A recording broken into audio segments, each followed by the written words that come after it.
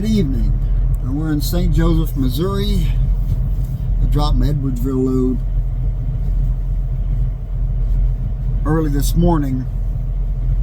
I got up here to St. Joseph, took a 10-hour break. I could have went on into Nebraska, but yeah, I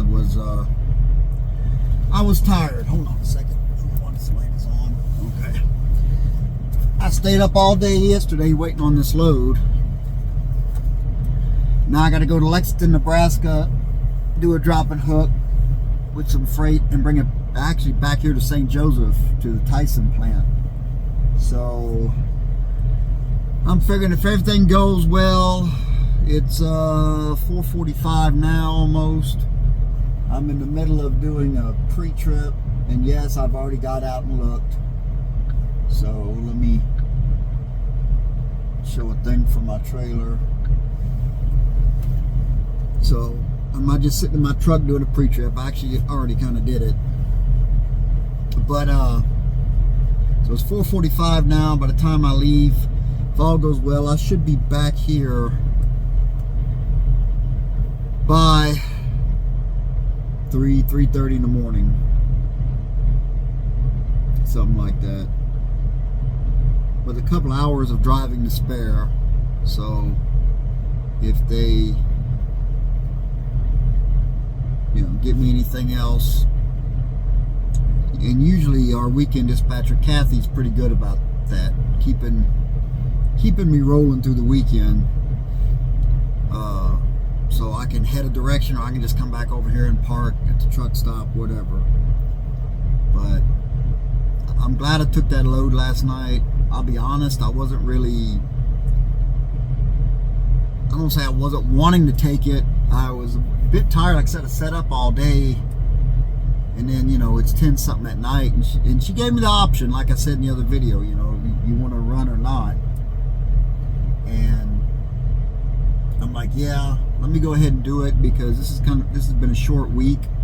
I didn't leave the house till Tuesday, and our week starts Monday at midnight, or Sunday night, Monday morning.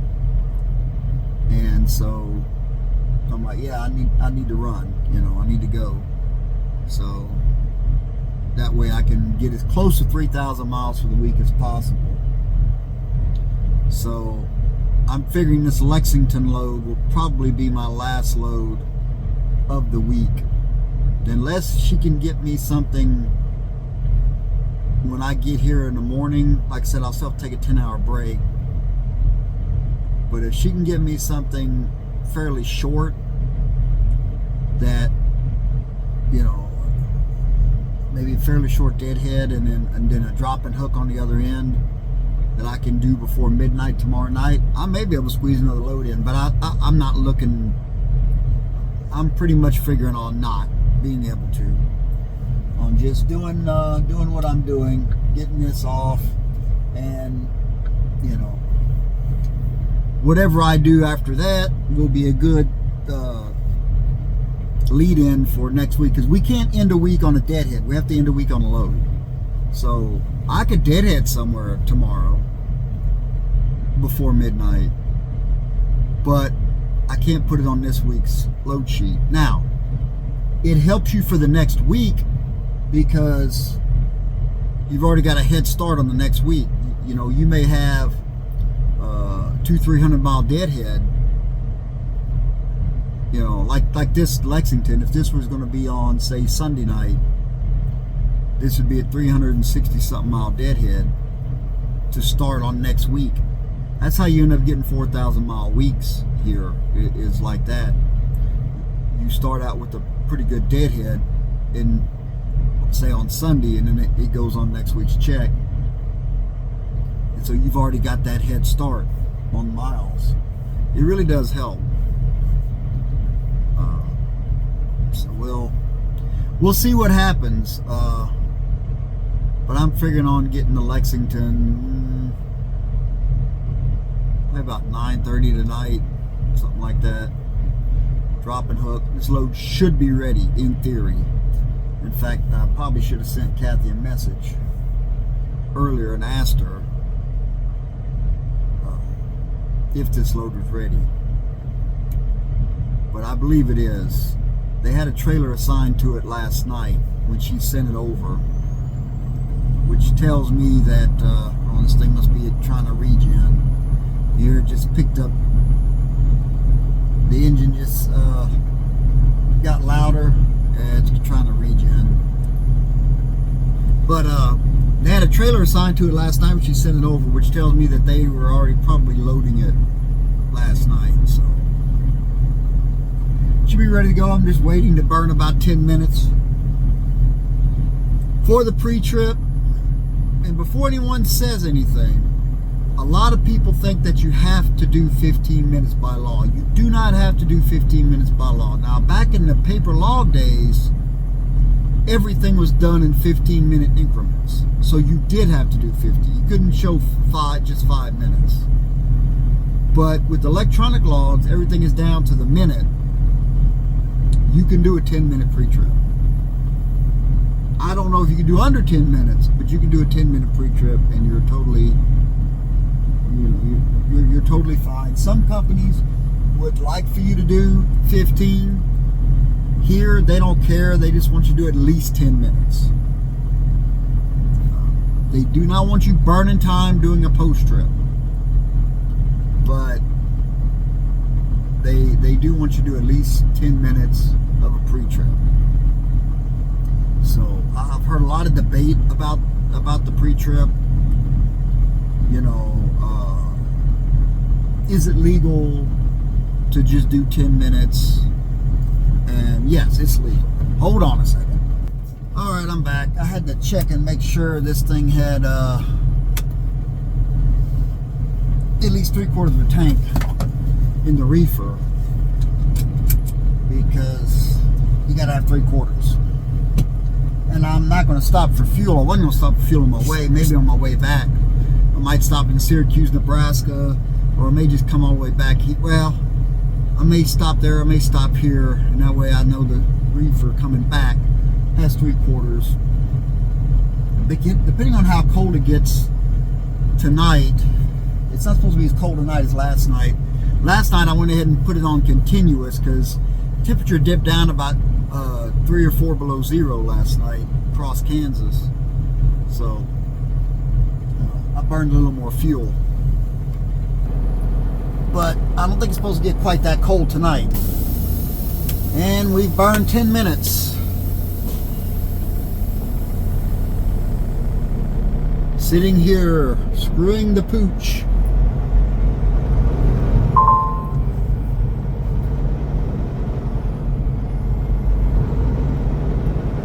And yeah, it's regenning. Whew, you can smell it out there. That's supposed to be better for the environment, huh? Okay. Sure stinks.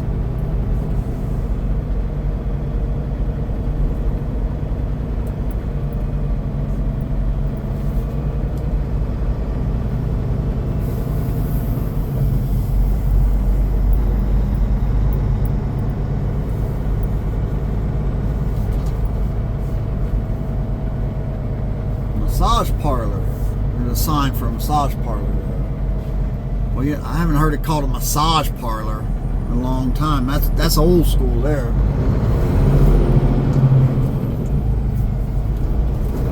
I wonder if that's a legit massage parlor, or if it's one of those, you know. Anyway, I'll leave it alone. I'm sure it is. I'm sure it's totally legit.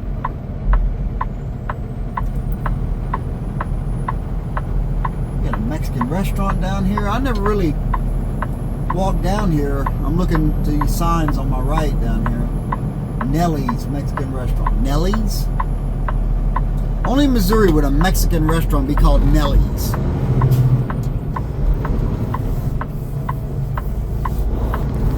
You know, like Texas or Arizona or New Mexico, it'd be called Chewy's or Maria's or, you know, something like that. In Missouri, it's Nellie's. Old Nellie out there serving up some Mexican food. Oh well.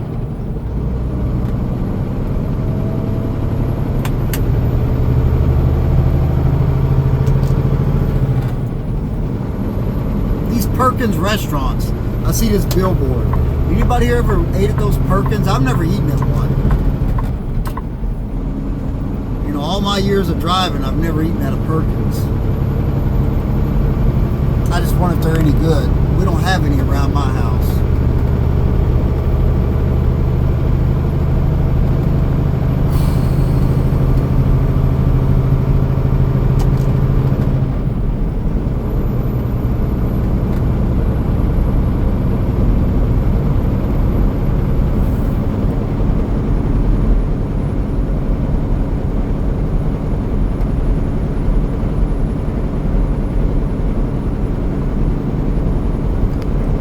St. Joe. There's a place right outside of downtown,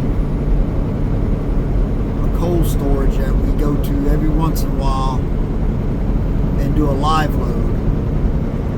The Tyson plant is out here on Highway 36.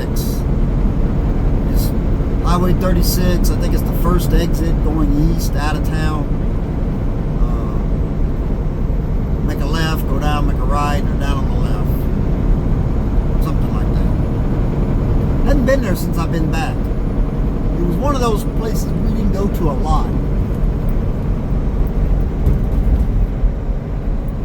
I didn't mind going to them, especially late at night, early in the morning, because all you basically have to do, they sign your paperwork at the guard shack. All you basically have to do is, oh my God, here this thing's going to go off again, is drop the trailer out there and leave a copy of your paperwork in the shipping office. Drop it off. And find it empty and go.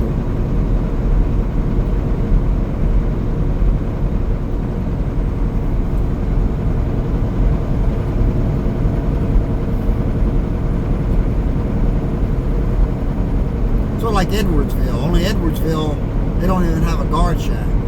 You just pull in there and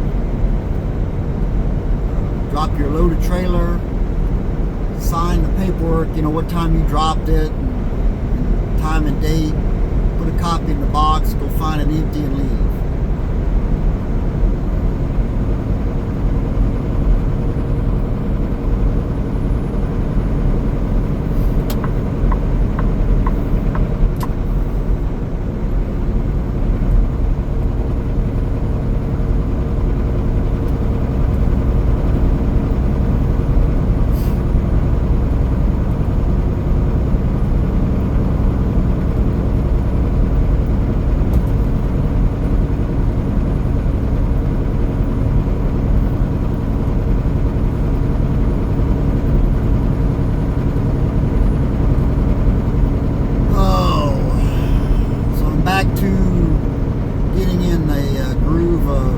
Overnight and sleeping during the day, which I don't mind. I kind of like it, as long as I don't have a lot of people around me making a lot of racket, you know.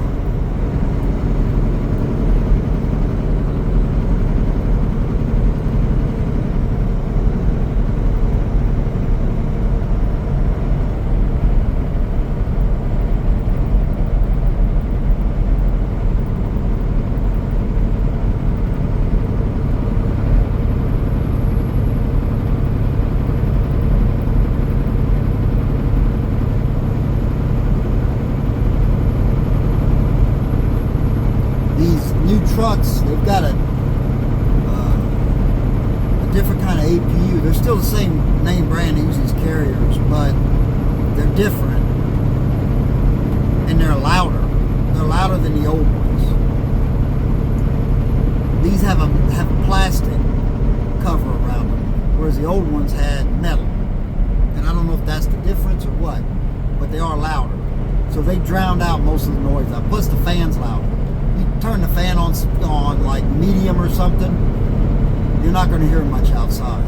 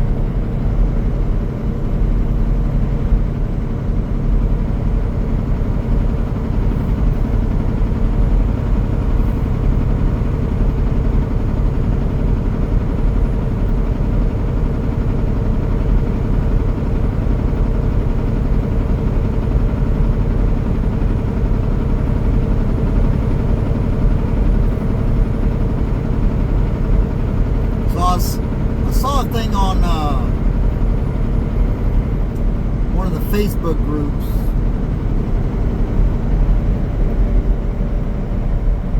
about Crete Carrier Corporation, which, if you don't know, if you're from another country or you're not in the industry, Crete is a huge trucking company. I guess you could call them a mega carrier. They also own Schaefer Trucking, which is reefers. Crete primarily dry vans. Although Crete has a big contract with Walmart. They pull a lot of Walmart trailers out of North Platte, Nebraska, and Cheyenne, Wyoming.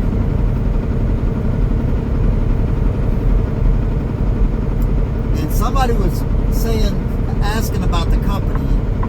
Anyway, one of the guys was saying that the company drivers, the company trucks, they have a camera attached to a speed radar. Anyway, I guess if you're going over the speed limit, I don't know if it lets them know in the office or whatever.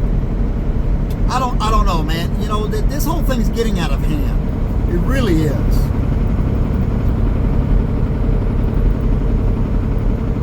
It's just getting ridiculous. Look, if I'm driving your truck, if I'm not getting a speeding ticket, don't worry about what I'm doing. If I get a speeding ticket, then you can punish me. But if I'm not getting a speeding ticket, then leave me the hell alone. That's the way we used to do it in this business. You can say, well, y'all didn't have the technology back then. Maybe not. That's not the point. The point is, you punish that driver for doing something he shouldn't have been doing. You didn't punish every damn driver in the company. See my point? Now we have to punish every damn driver in the damn company because not even stuff that anyone's doing, but stuff, well, they may do it. Okay, they may do it. I may rob a bank tomorrow. Probably not, but I'm just saying. I'll sit behind that car doing 63 miles an hour. Lord, have mercy.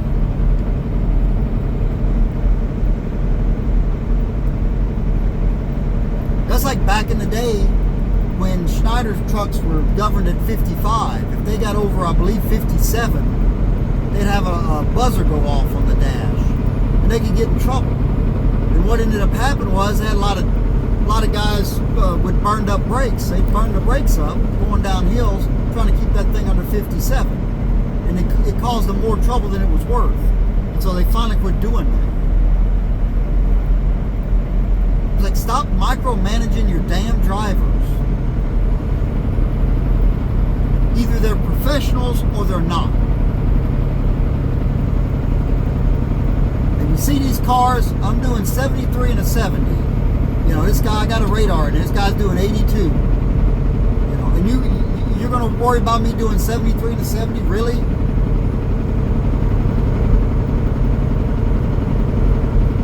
I mean, I could be doing 80 and still have cars passing in a 70 zone. Don't worry about what I'm doing. If I get a ticket, I get a ticket. If I don't, I don't. Don't worry about it.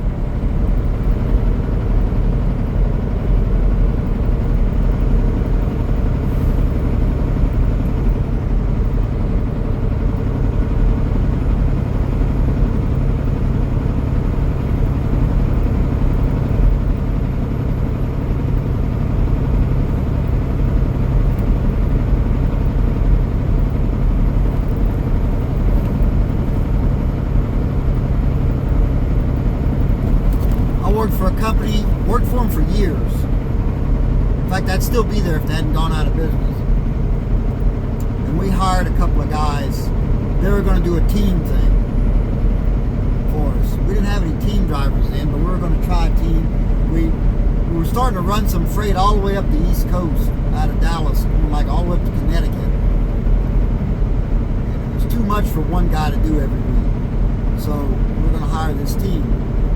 And their trucks are governed at, I believe, 78 or something. 75, 78, I don't know. Something like that. And I was sitting in the office because I worked part-time dispatching. I wasn't driving so much at that time. I was dispatching. And, you know, she was telling them stuff about the company. She told them, you know, trucks are governed at, like I said, 75, 78, I don't remember exactly. And they're like, what? Oh, no, that's too fast. No. It's not safe for a truck to go over 65 mile an hour. And I turned around and said, well, look, bro, if you don't want to drive at 65 mile an hour, that's fine. But you're not going to tell the rest of our drivers that they can't drive over 65 mile an hour. You know, this is Texas. The speed limit is 75 on most interstates, unless you're in an urban area. And even in some of them are still 75. And it's 80 out in far west Texas. So, you want to drive 65, drive 65. But, you know, I don't know what you're talking about. I've driven trucks for years.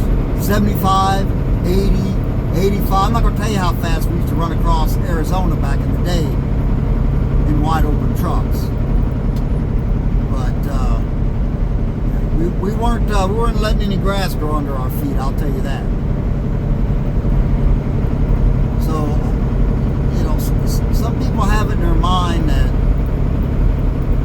I don't know, I've heard guys who didn't want to do over 55 mile an hour in a truck. It's like, hey man, whatever, it's your world, bro.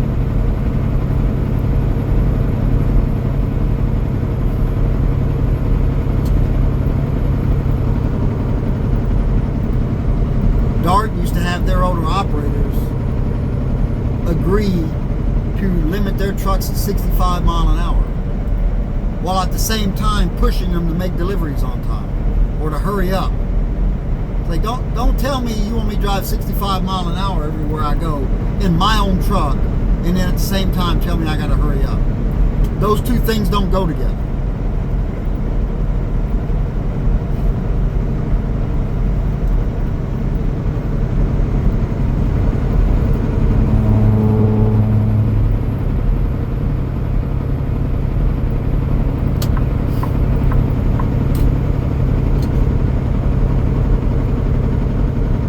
Hills suck when you're loaded.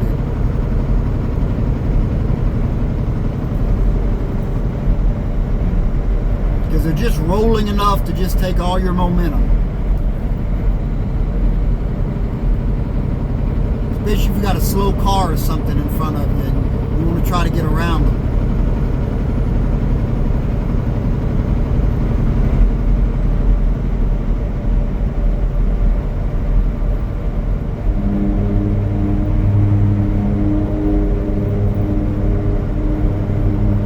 Bro, I'm in my lane. You ain't got to be up on the shoulder. I'm well into my lane, man. Guess they're finally finished with the construction on these bridges. I ain't been through here in a minute. And shout out to the state of Nebraska for that bypass around Lincoln, right? Because remember the old way we used to have to go through Lincoln if you were coming up from Missouri? You had to go through town with all those 5,000 red lights. Oh my God, what a pain. And then just before I left here, you know, I went to haul in hydrants for a couple of months before I went to Alaska. They opened it. They opened that new bypass. Oh man, that was fantastic. I used to hate running this because of having to going through Lincoln. I tried my damnedest to do it in the middle of the night. And even then it was a pain. Now you got the bypass, so now you only have, what, I think 3 lights. And a lot of times at night, if there's no cross traffic, you can burn through all 3 of them green. But yeah, that used to be a nightmare going through Lincoln. But I just couldn't bring myself to go so far out of the way as to go up to Omaha. That's a good ways out of the way. I have crossed the river in St. Joseph and taken the back way across northern Kansas and going up. I've done that a couple, just because I just couldn't stomach going through Lincoln. But now with that bypass, you guys have run this and ran it before the bypass, you know what I'm talking about.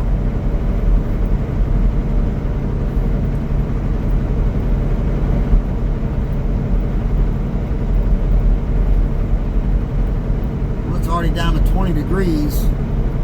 So it may be a cold night again tonight.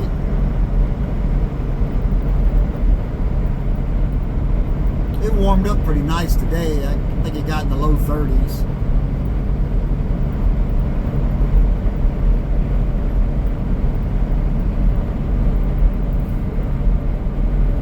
Tomorrow will be February.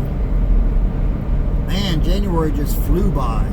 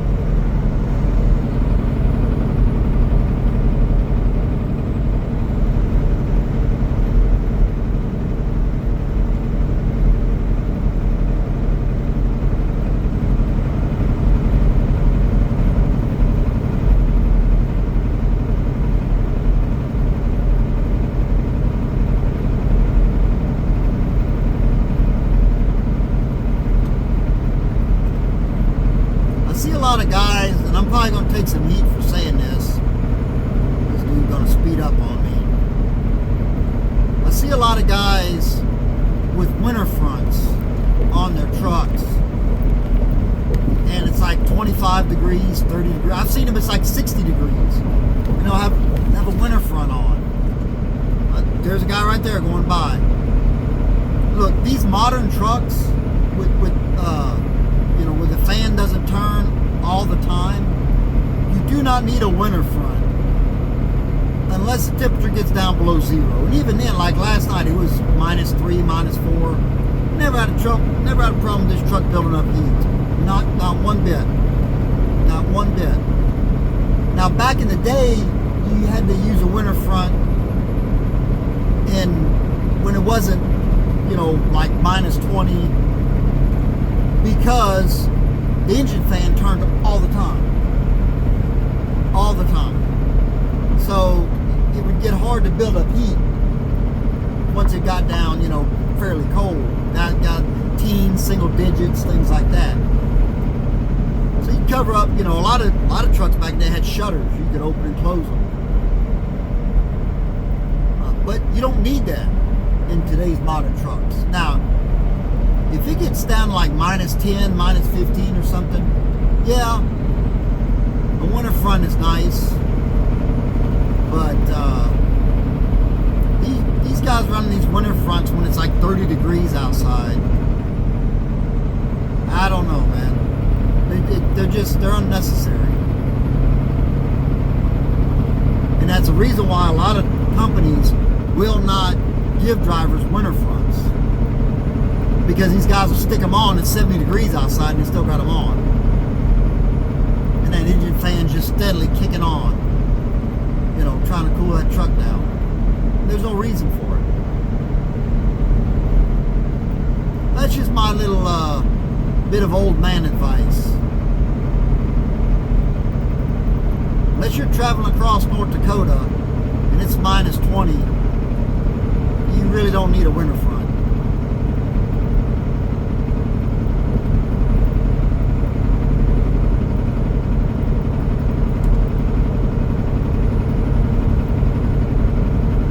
When I was running Alaska, a lot of times we'd leave Anchorage and we wouldn't have a winter front on because it would be above zero.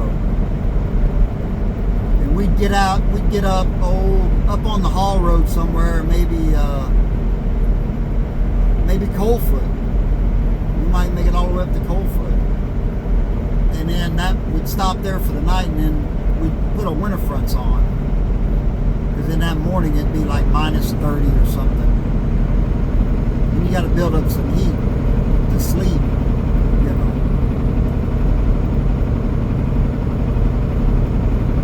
Just thinking that, like right now, it's 20 degrees. I don't have a winter front on. I got to keep turning this heater. I don't even have the fan on. It's just the air coming through the vents, because I've got the temperature on 78. It'll burn me out here. I got to keep turning it off completely, because it'll burn you out of here.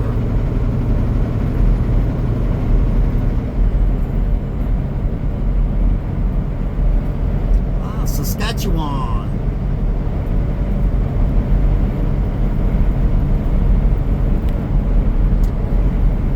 You know, I think that's one province I haven't been to. Is Saskatchewan. Saskatchewan or Manitoba for that. I've been to Ontario. I've been to British Columbia. I've been to Alberta. I've been to Yukon. I've never been to Manitoba or Saskatchewan.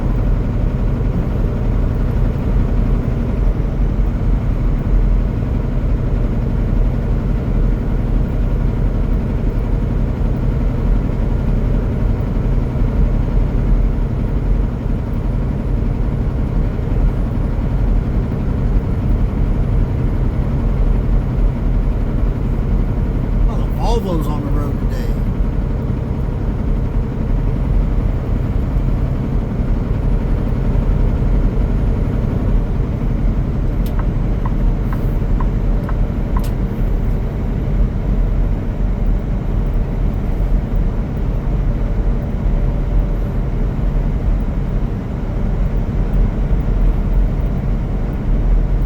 A lot of guys don't like Volvos. I'm not a fan. I've driven one before.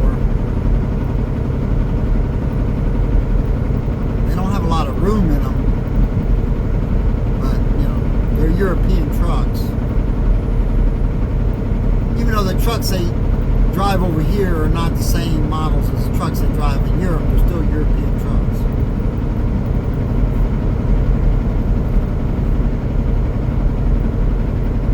And European trucks don't have a lot of room in them. Those guys over there. Now let me tell you something. You look at one of those trucks from the UK or Ireland or anywhere in Europe, they put a lot of stuff, a lot of comforts in those trucks with the limited amount of space they have. They're all cab owners. And they have to be, because they have a lot of tight streets, you know, and tight turns they have to make over there. So you can't be running some big stretched out truck. But for being as compact as they are, they put a lot of creature comforts in them. My man Ned Kelly from Ireland, I watch a lot of his stuff. And Stephen Angie Palmer back before Steve retired.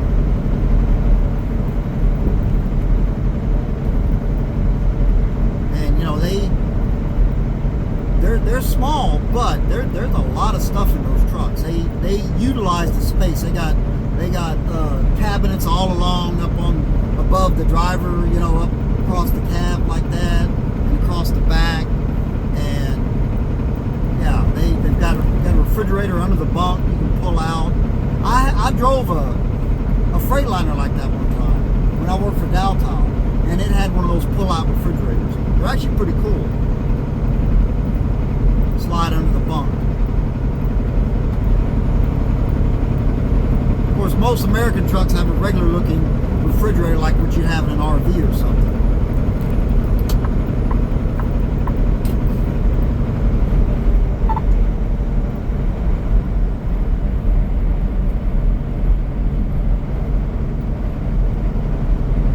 Those Scanias over there look pretty nice. I wouldn't mind driving one. It's hard over here to find parts for them. The only thing Scania related really that we use in North America are marine engines. But I keep hearing that Scania's going to try to break into the American truck market. I hope they do it. I think it'd be pretty cool. Nice alternative.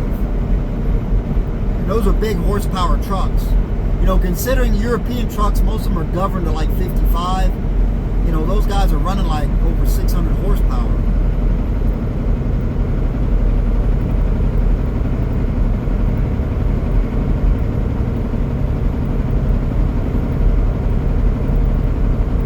When I started driving. 400 horsepower was a big engine. Oh man, you were big balling it, man. If you had 400 horsepower, most of these guys are running 350 Cummins, and those things were gutless wonders. I mean, they had no power, none.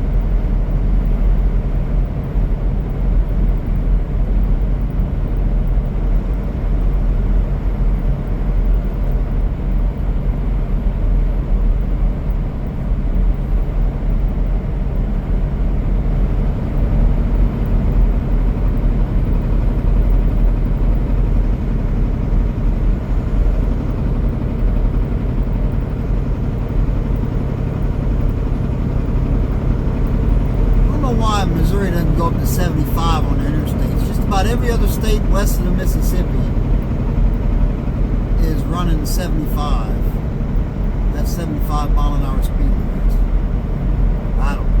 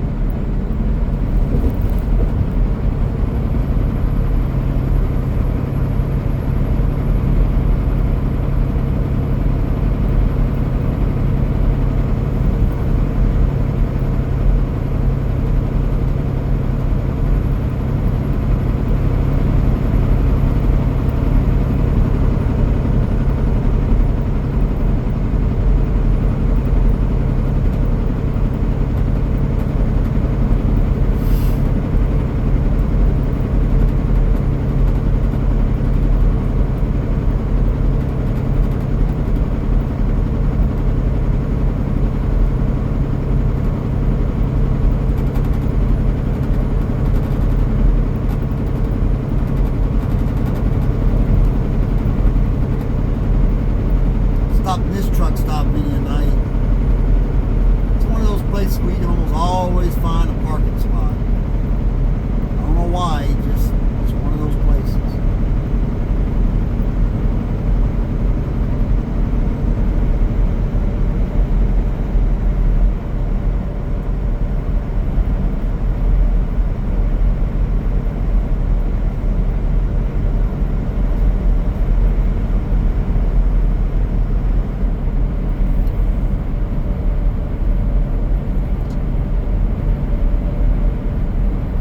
I thought Lexington, Nebraska was shut down, but I keep getting loads going in there, loads coming out of there. I think last time I was in there, they said maybe October they were going to close. They're supposed to close in January. Not that I want them to close, I'm just saying. I think that's one reason why so many of the other types of plants are all backed up. Because they cut the, they shut down the Emporia plant. Emporia, Kansas. They cut back on the hours at the Amarillo, Texas plant, and Lexington is down to pretty much a skeleton crew.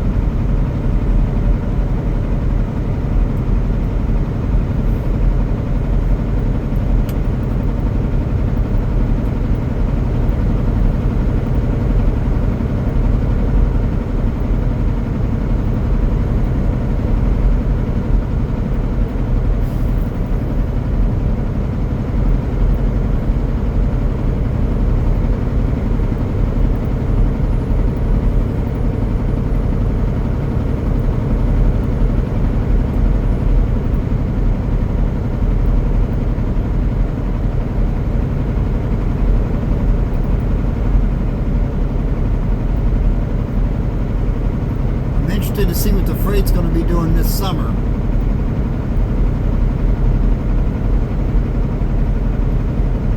I got a feeling that it's going to be a good summer for trucking in North America. You know, a lot of states, Arizona's now cracking down on illegal CDL holders. They're going to start confiscating trucks.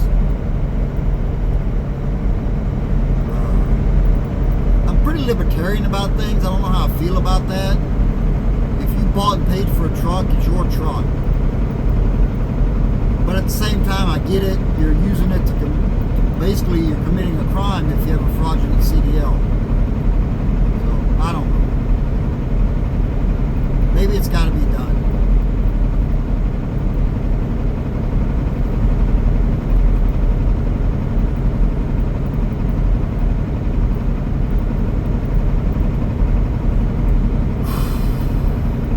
I think that'll help. You know what's funny? The trucking industry has gotten to the point where you can make six figures driving a truck without any student loan debt. And I mean, if you went through a truck driving school, you got a little bit of a debt, but not near as much as you would, say, a 4-year college. And it seemed like just when you're starting to make good money in this business, they try to do something to depress the wages, like bring in immigrant drivers. It really sucks.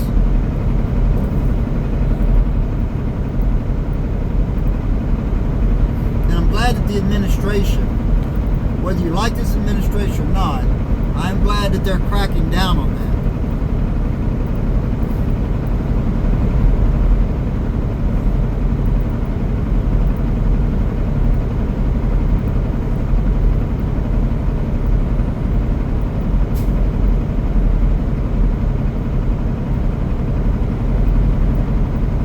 This guy, he's absolutely crawling up here.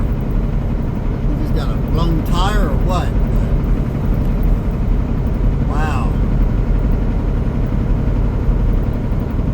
Let's see what my radar says he's doing. 37. Crap.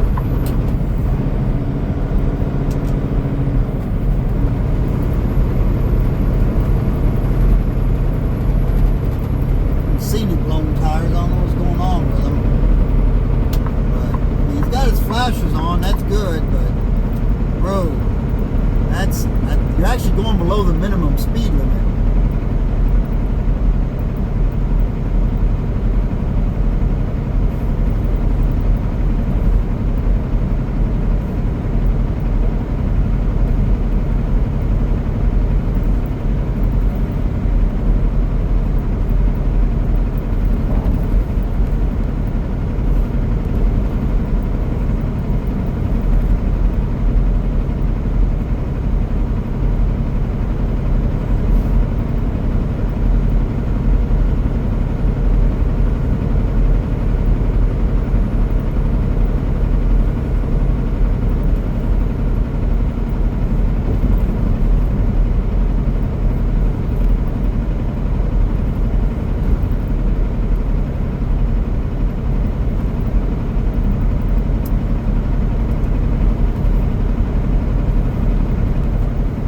I said something about this in my last video.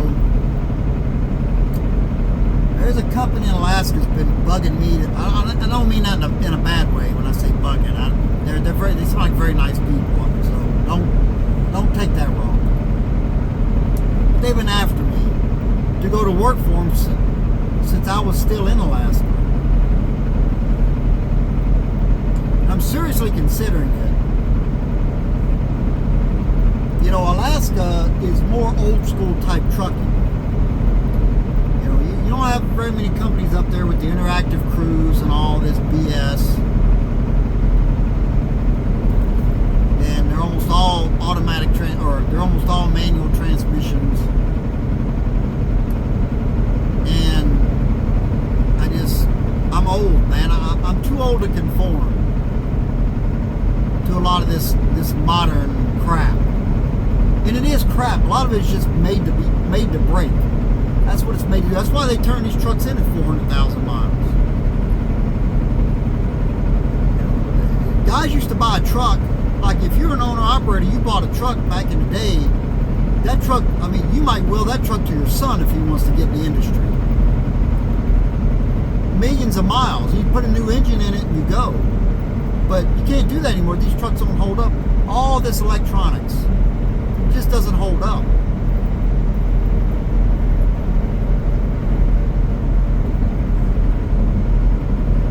And these trucks have become very expensive throwaway items. And this is why Rant coming. Just warning you, there's a rant coming. This is why our society cannot handle money anymore. This is why we have generations of people in severe debt. Because we look at everything as throwaway, right? There is no TV repairman anymore. TVs are just a motherboard. That's all they are. They're just a computer. Your cars are throwaway. 100,000 miles now, that car should be able to last a lot longer than that. Oh yeah, I got to get rid of it. Because of all the electronics. You go out and buy a Mercedes or a BMW or any of these German luxury cars, they're crap because they like the electronics. They shove all these electronics in these cars and these trucks, and they don't last. These trucks are now upwards of $250,000, and they're junk compared to trucks of 30 years ago. They're junk, absolute junk. And you may call me an old man if you want, but give me an old school truck with needle gauges in it and very little electronics. Now see, we had that with glider kits. But thanks to the Biden administration, they outlawed glider kits. You can no longer have a glider kit. Now, I'm hoping they come back. Since the Trump administration has pretty much gotten rid of death, kind of in a backdoor way, I'm hoping glider kits come back. You can delete your truck now. Well, California may still give you grief, but you can delete it. They're just not going to enforce it. This is my understanding. Correct me if I'm wrong. The law is technically still on the books about death, but the federal government said, yeah, but we're not enforcing it anymore. You can do whatever you want. So they basically killed death without in a backdoor way, because death is an environmental thing. So the DOT really doesn't have any control over it, but they have control over enforcement. And if they say we're not enforcing it, do what you want, the company's going to do what they want. Now, you take some place like Alaska or the northern U.S. or Canada, where they have to keep deaf in heated rooms and crap like that. They got to go through all it. Your deaf heater goes out halfway up the Dalton Highway. Your truck is just a giant paperweight for something that it doesn't even really need. If you can delete it, that saves you a lot of money, a lot of heartache, a lot of time. Just get rid of it. Get rid of it.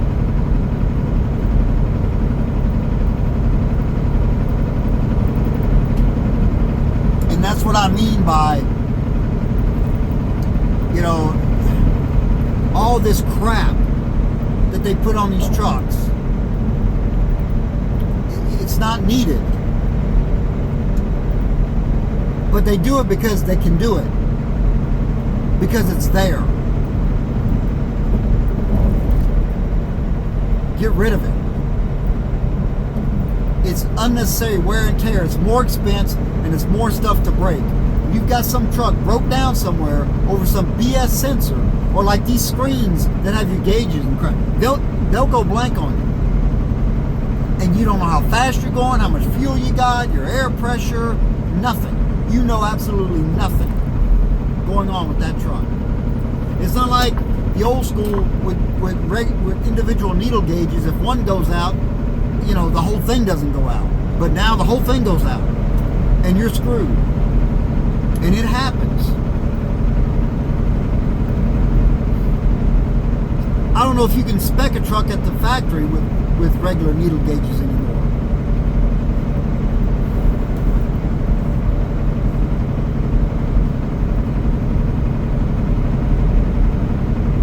Oh, Robert, you're just an old man. Well, yeah, maybe so. Maybe so. But I can drive this truck day and night.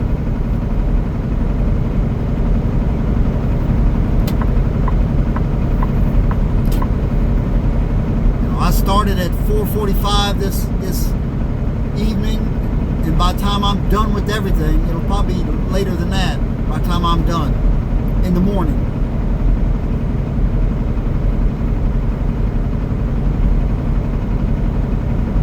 I'll be up all night.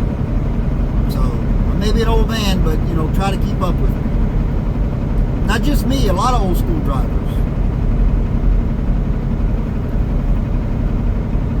because we were bred to run.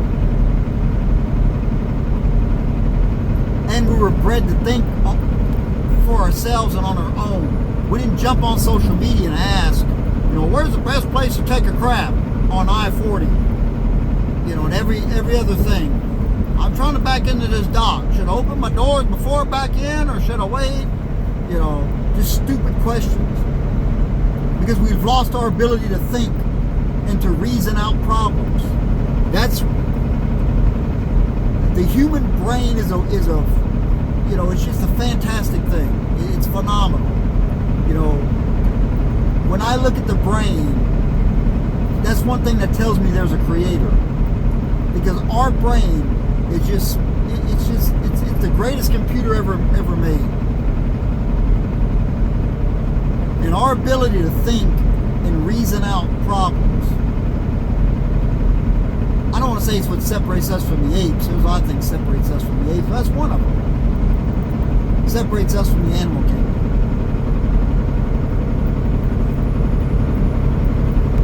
I watched this video of a bird, of a raven. Now, I've always told you, ravens are super, super smart. A lot of people think the closest thing to human intelligence is an ape. It's not. It's a bird. Birds are super intelligent. And there's a video of this bird, and there's a glass of water, but the water's too far down. He can't get his beak down there far enough. So the bird flies off, brings back some rocks, starts dropping rocks in the glass, and it brings the water up higher and higher and higher until the bird can reach it with his beak and drink water. Bird is smart, man. Very smart. But even as smart as that bird is, they're not as intelligent as a human. Well, they're intelligent as some humans, but they're not as intelligent as a human could be.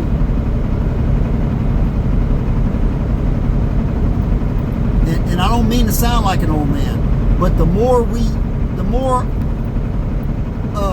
of our thinking and reasoning we see to the machines, the less intelligent we become.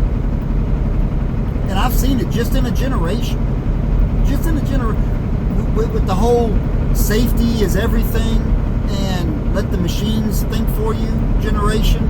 If they're afraid of their own shadow and they can't reason out problems.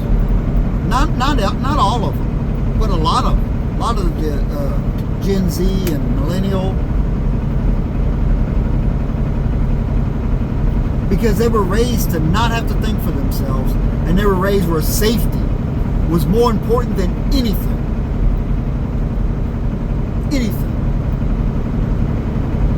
And so if they don't feel safe, I don't feel safe. If they don't feel safe, they're not going to do it. Let me tell you something. There's been a lot of times I didn't feel completely safe doing something, but I did it. Should I have done it? Well, I'm here. I don't know. I guess that's relative. Depends on the person. I think I should have. Have I done some pretty reckless things in my life? Yep, sure have. God watches out for young men, because we can do some pretty crazy, reckless things. But you learn your boundaries when you do that. You learn your limits. You learn how far you can go. And if you never push yourself, there's always going to be something missing. You're always going to feel that. There's something missing in my life. And especially to you young men. I can't speak for women, because obviously I've never been one. But especially for you young men. If you never push yourself beyond what you think your limits are, you'll always wonder. Because it's embedded in your DNA. Your ancestors were out there in the wilderness, in blizzards, in scorching heat, in rain and snow, out there killing something and dragging it home to feed the rest of the family. That's in your DNA. All young men, that's in your DNA. I don't care if you're European, African, Asian, Hispanic, it doesn't matter. It's in your DNA. It's in there somewhere. Your ability to push yourself beyond what you think you can do is there. You've just got to, you've got to fire it up, man. You've got to fire it up. And the reason why is not so you can do stupidly reckless things, but because if the time comes where you have to push yourself beyond your limits, you can do it. You may not enjoy it, but you can do it. And once you get to the other side of that, you can feel, I don't know, a sense of pride or a sense of accomplishment. How many times have we done stuff and people say, I can't believe you did that. I'd have never done that. I got people telling me that right now. I'd never go to a line. I'd never run the Dalton Highway. I don't run. Or just simple stuff like, I don't run at night. I would never do that. I wouldn't drive in that weather.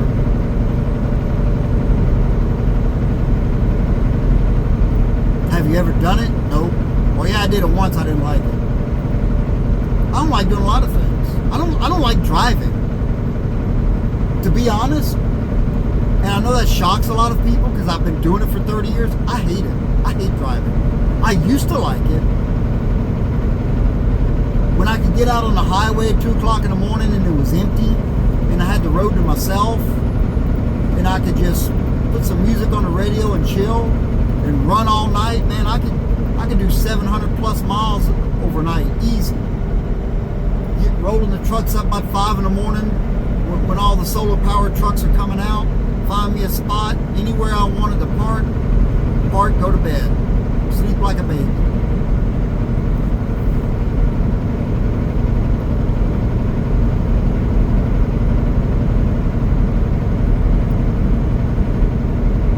You still occasionally get those nights, but not as much as you used to.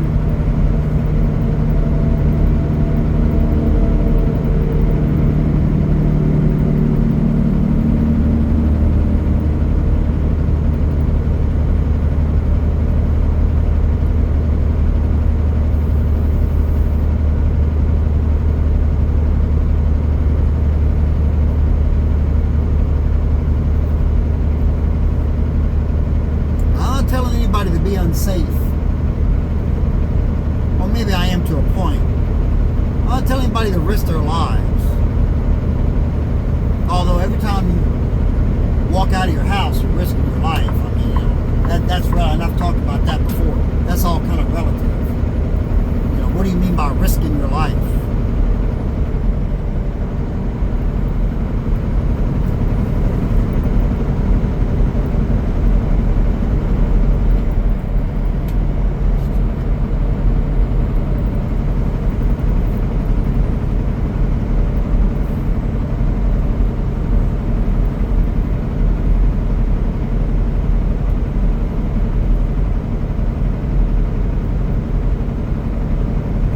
This industry, the more, quote, safer it's gotten, accident rates have gone up. Right? Accident rate. And here's something for the federal government. Quit obsessing over if I'm fatigued or not. How about that? Y'all been obsessing over that for over 20 years. And all you've done is made things more dangerous. So how about you leave the drivers alone? And accident rates will probably start going back down. Get rid of the immigrant drivers who can't read or speak English. Quit obsessing over my fatigue because you're just making me more fatigued. And accident rates will start going down again like they used to. And start pulling over some of these four-wheelers that are driving recklessly.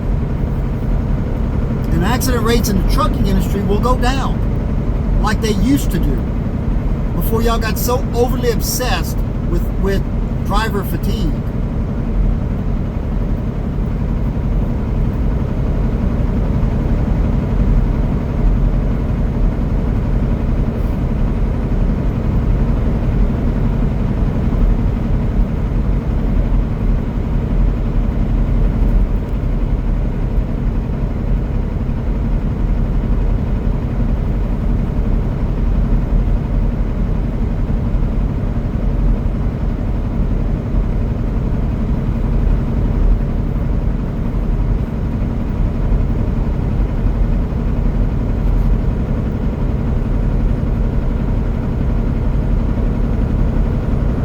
I guess my point in closing, as we're now over an hour into this video,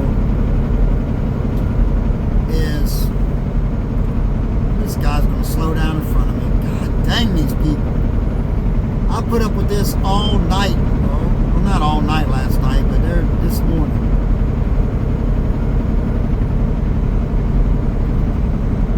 Why do they do this? Why do they pass you and then slow down?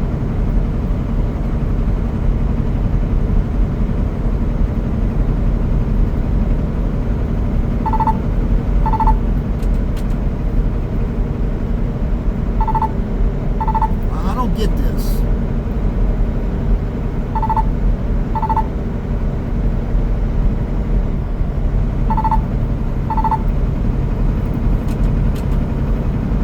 Flashing the guy, I want him to speed up.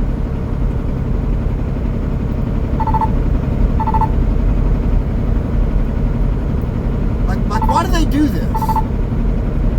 Dude was doing 80 mile an hour when he went around me. Now he's gonna speed up again. Keep your foot in it, man. My God, these people. Let's set your cruise control. Now he's up to 80 again.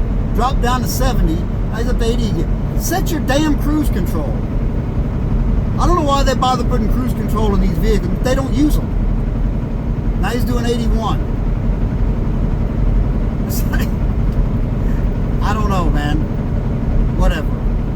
Anyway, video's over an hour now. And see, this is why I can't enjoy this job anymore.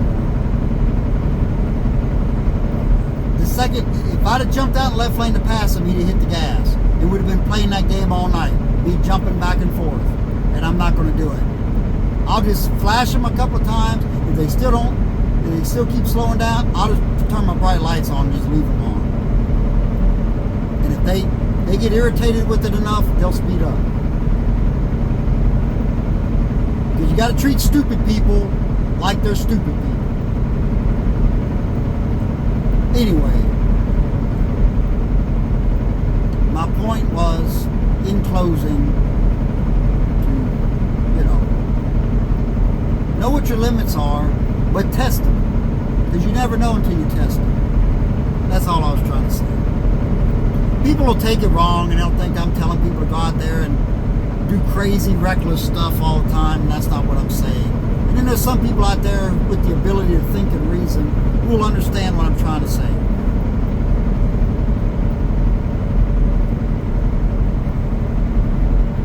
I've always been nervous about doing something until I've done it. And then most of the time, after I've done it, I've thought, well, I don't know why I was stressing over that.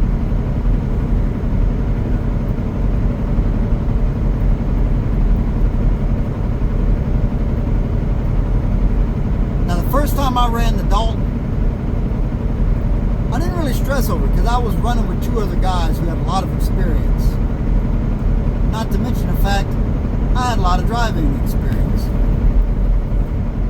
So I knew, okay, it's not anything I can't handle. I just need to learn the ropes.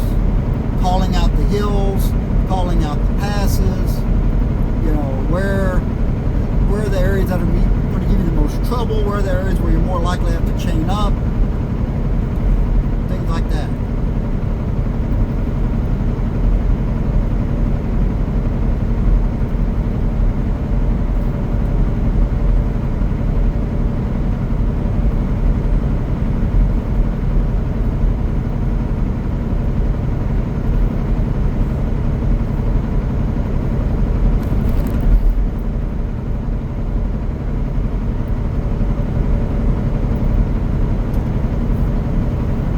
Anyway, it's getting dark. It's going to be a long night, like last night.